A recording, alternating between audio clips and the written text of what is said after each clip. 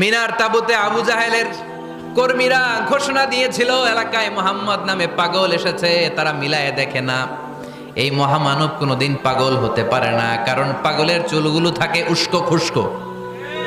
ঠিক কিনা? আমার নবী সাল্লাল্লাহু আলাইহি ইসলামের চুল উস্কো খুস্কো ছিল?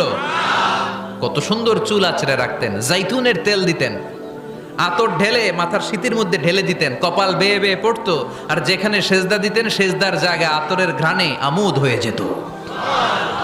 হাতের তালুতে পারফিউম মাখতেন, আর মানুষের সাথে মুসাফা করলে যার সাথে মুসাফা তার হাতের সাথে নবীর ব্যবহৃত পারফিউমের ঘ্রাণ ছুটে যেত। এত পরিচ্ছন্ন ছিলেন তারা। বিশ্বনবীর চেহারার সাথে আবু জাহেলের বক্তব্যের মিল খুঁজে পায় না। তারা বলে, না, এই লোক কখনো পাগল হতে পারে না। পাগলের চুল থাকে উস্কো খুস্কো, জামা থাকে ছিঁড়া ফাড়া, গায়ের মধ্যে থাকে ময়লা। পাগল কখনো দাঁত মাজে না।